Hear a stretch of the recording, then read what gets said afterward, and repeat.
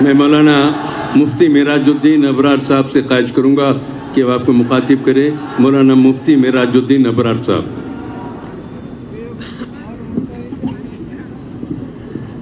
السلام علیکم ورحمۃ اللہ وبرکاتہ. نحمده ونصلی ونسلم علی رسولہ الکریم، اما بعد. صدر جلسہ نقیب ملت بیرسٹر اسد الدین اویسی صاحب، حضرات علماء کرام اور معزز حاضرین، غالباً میں اور آپ نقیب ملت کو سننے کے لیے بے چین ہیں اور ان کے آپ کے درمیان شاید میں آخری کڑی ہوں. لیکن بہرحال آج کا یہ مجمع جس مقصد کے لیے جمع ہے، تو اپنا پیغام تھوڑا سا اپنے آپ لوگوں نے جو تقریریں ملاحظہ کی ہیں اس سے ہٹ کے ہو سکتا ہے، لیکن بہرحال میں یہ کہنا چاہتا ہوں، رکھیو غالب مجھے اس تلخ نوائی پہ معاف، آج کچھ درد میرے دل میں سوا ہوتا ہے. تو میں کچھ درد دل کی باتیں آپ کے سامنے عرض کرنا چاہتا ہوں. آپ حضرات ذرا توجہ سے سنیں اور یہ سوغات اپنے ساتھ لے جائیں. یہ نہیں کہ جب جلسے سے ہم اٹھیں تو اپنے دامن کو جھٹکتے ہیں تو یہ ساری باتیں جھٹک کے ہم چلے جائیں. کچھ ساتھ لے جاؤ. عزیزو، جہاں تک عظمت مصطفیٰ کا مسئلہ ہے، یہ اتنا عظیم الشان مسئلہ ہے کہ اللہ نے اپنے رسول کے لیے اس پوری دنیا میں اور آخرت میں یہ اعلان کر دیا وَرَفَعْنَا لَكَ ذِكْرَكَ کہ آپ ہی کا ذکر بلند ہوگا. تو 24 گھنٹوں میں کوئی سیکنڈ اور کوئی لمحہ ایسا نہیں ہوتا جب دنیا کے کسی نہ کسی کونے میں اشہد ان محمد رسول اللہ نہیں کہا جاتا. یہ آج کل کے چھکے پنجے یہ کچھ بھی کہیں، اس سے آپ کی شان میں کوئی بال بیکا ہونے والا نہیں ہے. یہ تو نطفہ ناتحقیق، یہ آسمان پہ تھوکتے ہیں تو ان کے اوپر ہی گرتا ہے، اس کی کوئی اہمیت نہیں ہے. اہمیت اس بات کی ہے کہ ان لوگوں کی یہ جرت کیسی ہوئی. سوال یہ ہے یہاں پر کہ ان کی یہ جرت کیسی ہوئی کہ 35 کروڑ کے قریب، یہ ہمارے فگر ہیں، سرکاری فگر نہیں ہے، 35 کروڑ کے قریب ہندوستان میں مسلمان ہیں. اس کے باوجود ان کے رسول کو یہ معمولی عورتیں جن کی کوئی اوقات نہیں ہے وہ اپنی زبان کو چلا سکیں. اس کے ذمہ دار ہم ہیں کہ ہماری قوم سو گئی ہے. حضرت عائشہ پر ریمارک کیا گیا. میں اپنی ماں اور بہنوں کو اس بات پر اٹھانا چاہتا ہوں کہ آپ اٹھو، آپ کی ضرورت ہے، ایسے مجاہدوں کو پیدا کرو. کیا بات ہو گئی ہے آج ہماری ماؤں کا حال یہ ہے، اپنے بچوں کو دودھ پلاتی ہیں تو اس لیے کہ میرا بچہ سو جائے. آج پوری امت سو گئی. ہماری وہ مائیں تھیں جو اپنے بچوں کو دودھ پلاتی تو کہتی کہ یہ مجاہد بنے، یہ سپہ سالار بنے، یہ امت کے لیے شہید بنے، اس امت کا بیڑا پار لگانے کے کام میں لگے. اس نیتوں سے باوضو ہو کے دودھ نہ پلاتی تھی اور آج وہ امت کے افراد تھے. اور آج ہماری مائیں بہنیں ٹی وی کی وجہ سے، موبائل کی وجہ سے، دین سے دوری کی وجہ سے اس قدر یہ ہو گئی ہیں کہ ساتھ یہ کہ بھائی پٹا سو گیا تو اچھا ہے، پوری امت سو گئی. اپنی عورتوں کو دیندار بنانا ضروری ہے، ان کی تربیت کرنا ضروری ہے. آج گزشتہ ہم بڑا جو ہے لوگوں سے شکوے شکایت کرتے ہیں کہ حکومت ایسا کر رہی اور ہر میدان میں ان کے لوگ ہیں، وہ جو چاہے کرتے ہیں، ہم کچھ نہیں کر سکتے. ہمارے بچے روڈ پہ خالی بینر لے کے نکلے نماز کے بعد تو ان پہ لاٹھی چارج ہوتا ہے اور ان کے بچے ریلوں کو جلا دے، کوئی پوچھنے والا نہیں. یہ ماحول انہوں نے 80 سال محنت کر کے بنایا ہے. عزیزوں، 80 سال RSS نے محنت کی ہے اور ایک محاذ تیار کیا ہے. ہر میدان میں ان کے لوگ ہیں اور ہم کوشش نہیں کرتے، ہم صرف شکوہ شکایت کرتے ہیں. وہ قوم کبھی ترقی نہیں کر سکتی، آگے نہیں بڑھ سکتی جو قوم شکوے شکایتوں پہ رہتی ہے، جو دوسروں کے رونے پہ روتی ہے. ہم کو وہ کام نہیں کرنا ہے، چھوڑو ان کو ان کے حال پہ. مجھے وہ اکبر اعظم کا یاد آیا، بیربل کے سامنے انہوں نے ایک لکیر کھینچ دی. بہت ہی آپ نے پڑھا بھی ہوگا، اب موقع سے یاد کرنے کی ضرورت ہے. ایک لکیر کھینچ دی اور کہا کہ اس کو میٹنا بھی نہیں، اس کو کاٹنا بھی نہیں اور چھوٹی کر دینا. بیربل نے آسان کام کیا، اس کے بازو ایک بڑی لکیر کھینچ دی. پہلے والی لکیر خود چھوٹی ہو گئی. یہ کام ہم کو کرنا ہے. ان سے شکوہ شکایت چھوڑیے، آپ بنیے، آپ آگے بڑھیے. اللہ نے آپ کے اندر صلاحیت دی ہے، اللہ کی مدد اور نصرت آپ کے ساتھ ہے. ہم اپنے آپ کو پہچانتے نہیں، ہم اپنے آپ کو نہیں پہچانتے. مسلمانوں پہچانو کہ اللہ کی مدد کیسی ہے. ایک مثال دیتا ہوں، یہ ہر آدمی اس بات کی گواہی دے گا کہ جتنے غیر مسلم ہیں ان کے گھر میں ہر فرد کماتا ہے. 10 کماتے ہیں پھر بھی ہفتے میں ایک بار گوشت کھاتے ہیں، اور ہمارے پاس ایک کماتا ہے 10 کھاتے ہیں اور روز گوشت کھاتے ہیں۔ نوالے کو بوٹی ہونا، یہ کیا ہے؟ یہ اللہ کی طرف سے برکت ہے، یہ اللہ کی مدد اور نصرت ہے آپ کے ساتھ، عملی طور پہ نظر آ رہی۔ ہماری آنکھیں بند ہیں، کھولیے آنکھوں کو، کھول آنکھ، زمین دیکھ، فلک دیکھ، فضا دیکھ، مشرق سے ابھرتے ہوئے سورج کو ذرا دیکھ۔ علامہ اقبال نے فرمایا دیکھو کیسے ابھرتا ہے اور کیسے بلند ہوتا ہے، آنکھیں بند کر کے کیوں بیٹھے؟ تم اپنا اندازہ لگاؤ۔ پھر علامہ اقبال یاد آئے، کہتے ہیں کوئی کیا اندازہ کر سکتا ہے اس کے زور بازو کا، نگاہ مرد مومن سے بدل جاتی ہیں تقدیریں۔ ہم وہ مسلمان تھے جو ہماری نظر پڑتی تو لوگوں کی تقدیریں بدل جاتی تھی، آج ہم تقدیر کا رونا لیے بیٹھے ہیں، ہمارے پاس کچھ نہیں ہے، ہمارے پاس کچھ نہیں ہے، ہمارے پاس سب کچھ ہے۔ آج بہت بڑا یہ جملہ لوگوں کا ہم کو سننے میں آتا ہے کہ مسلمانوں میں قیادت نہیں ہے۔ ارے بھائی قیادت تو ہمارے قائد اعظم سیدنا محمد رسول اللہ صلی اللہ علیہ وسلم ہے، اور ان کا جیالہ ہر فرد اس قوم کا قائد ہے۔ کوئی ضرورت نہیں ہے کسی نئے قائد کی، کسی نئے فلسفے کی، کسی نئے نظریے کی اور فکر کی۔ صرف ہم کو بیدار ہونے کی ضرورت ہے، ہم کو ہوشیار اور آگاہ ہونے کی ضرورت ہے، ہم کو اپنے مقام اور مرتبے کا اندازہ کرنے کی ضرورت ہے۔ یاد رکھیے اللہ نے ہم کو اس زمین پر اس وقت تک رکھنا طے کر دیا ہے جب تک کہ ایک کلمہ پڑھنے والا ہوگا۔ ایک کلمے والے کی اللہ کے پاس جب اتنی اہمیت ہے کہ وہ زمین کو، آسمان کو، سورج کو، چاند کو، ستاروں کو چلا سکتے ہیں، تو دنیا کے نظاموں کو کیا چلا سکتے ہیں؟ کیوں نہیں چلا سکتے؟ مسئلہ صرف یہی ہے کہ ہم قابل نہیں ہیں۔ جس دن ہم قابل ہو گئے یہ سب، یہ کیا، کاش ہم قرآن پڑھتے۔ قرآن میں اللہ فرما رہے ہیں وَتُعِزُّ مَن تَشَاءُ وَتُذِلُّ مَن تَشَاءُ بِيَدِكَ الْخَيْرُ لِلَّهِ مُلْكُ السَّمَاوَاتِ وَالْأَرْضِ، زمین آسمان کی بادشاہت اللہ کے لیے ہے۔ عزت اللہ جس کو چاہتے دیتے ہیں، ذلت اللہ جس کو چاہتے دیتے ہیں، حکومت اللہ جس کو چاہتے ہیں دیتے ہیں۔ آج یہاں پر مودی کی حکومت ہے، آپ بتائیے، ایمان سے نکل جائیں گے اگر آپ یہ نہیں کہہ سکتے کہ اللہ نے اس کو حکومت دی ہے۔ قُلِ اللَّهُمَّ مَالِكَ الْمُلْكِ تُؤْتِي الْمُلْكَ مَن تَشَاءُ، اللہ جس کو چاہتے ہیں حکومت دیتے ہیں، اللہ نے اس کو حکومت دی ہے۔ کیوں دی ہے؟ کیا وہ اللہ کا محبوب ہے؟ اللہ کا فرمانبردار ہے؟ کوئی نیک ہے؟ اللہ نے کیوں حکومت دی ہے؟ اس لیے حکومت دی ہے تاکہ وہ ہمیں اللہ کی طرف رجوع کر سکے۔ یہ سارے جو مسئلے ہو رہے ہیں نا، اس لیے ہو رہے ہیں کہ ہم راستے سے بھٹک گئے، اللہ کو بھول گئے، رسول کو بھول گئے، اپنے دین کو بھول گئے، بلکہ اپنے آپ کو بھی بھول گئے۔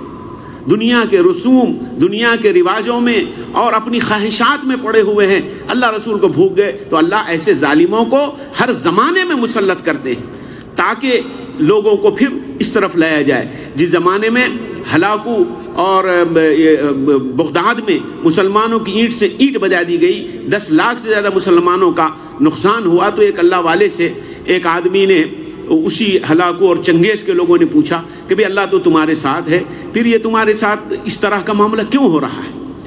تو انہوں نے کہا کہ بھئی دیکھو، دیکھا کبھی تم نے چرواہے جو بکریاں چراتے ہیں ان کے ساتھ ایک کتا ہوتا ہے، وہ کتے کا کام یہ ہوتا ہے جب بکری ادھر ادھر چلی جائے تو وہ اس کے اوپر جا کے بھونکتا ہے، اس کو ڈراتا ہے، پھر ریوڑ میں لا لیتا ہے، پھر اسی اسٹریم پر اس کو لا لیتا ہے، یہ مقصد ہے۔ تو ایسے ہی اللہ نے تم کو ہمارے اوپر مسلط کیا ہے اس کتے کی طرح۔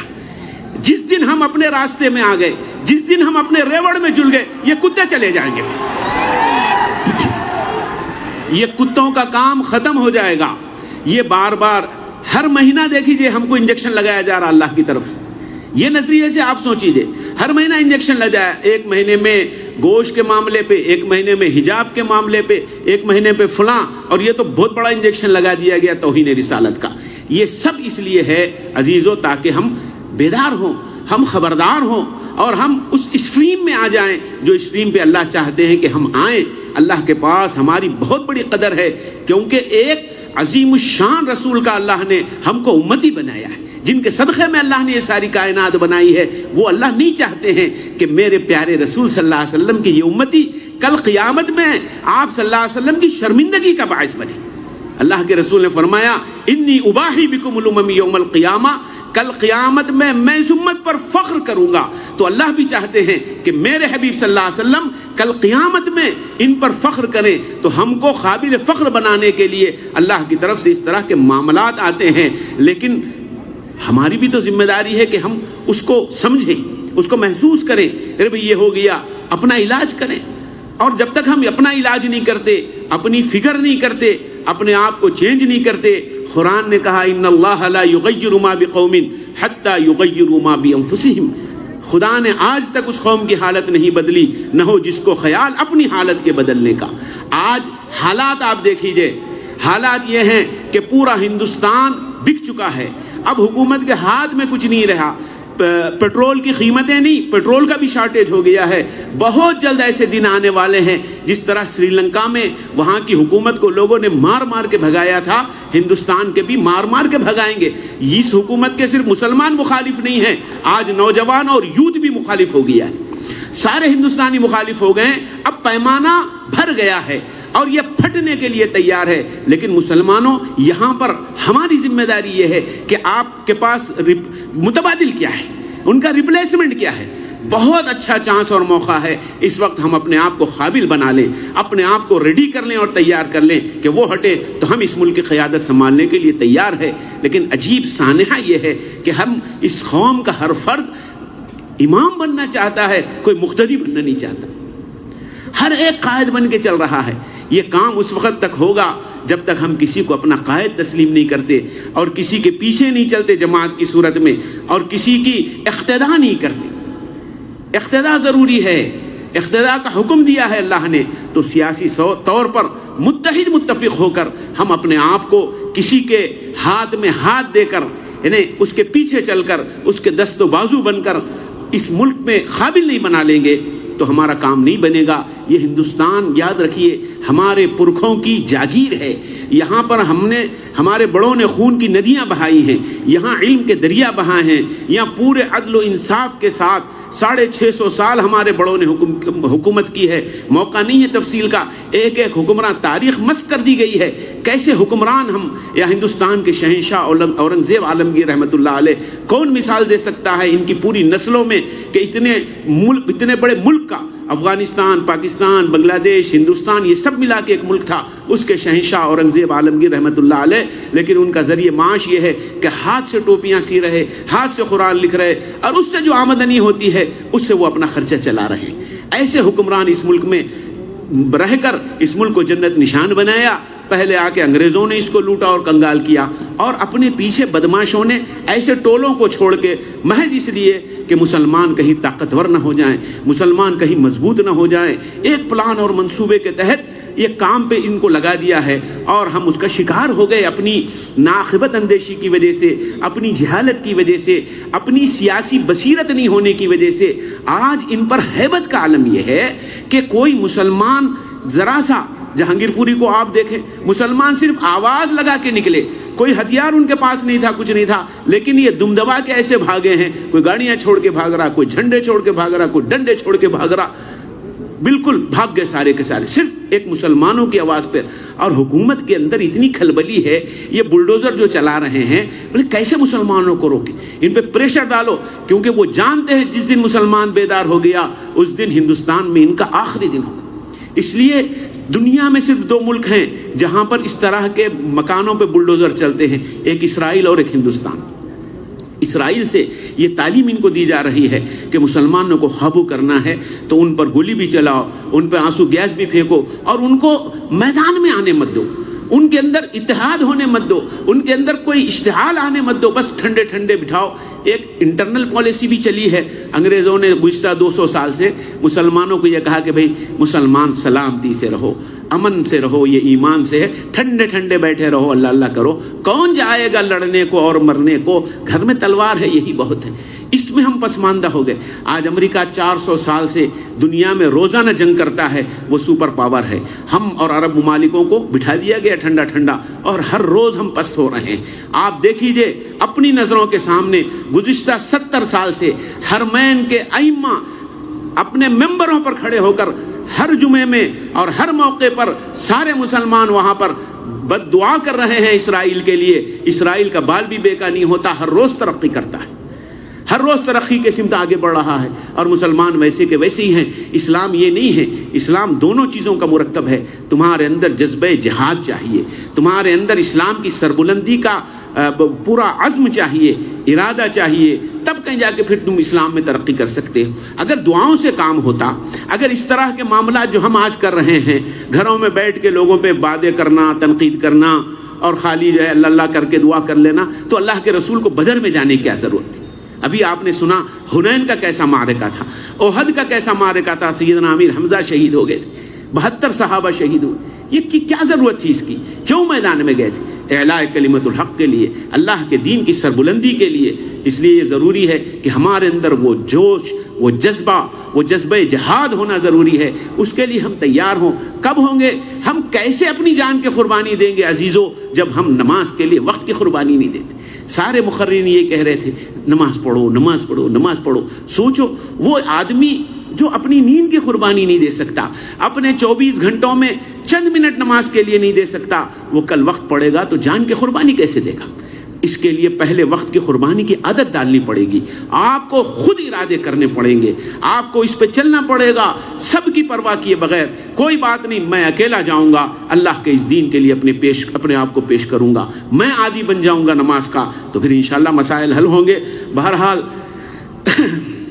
آپ کے میں جذبات کا اور امتحان نہیں لینا چاہتا صبر کا، بلکہ میں عظمت مصطفیٰ کے اعزاز کے لیے اور اپنی سعادت کے لیے وہ بات آپ کے سامنے شیئر کرتا ہوں کہ جہاں تک آپ کی عظمت کا سوال ہے، کہتے ہیں فرشتوں میں یہ چرچا تھا کہ وصف سید عالم دبیر چرخ لکھتا یا کہ خود روح الامی لکھتے، ندائے بارگاہ حضرت قدوس سے آئی، یہ شے کچھ اور ہی ہے، اس کو گر لکھتے تو ہم لکھتے۔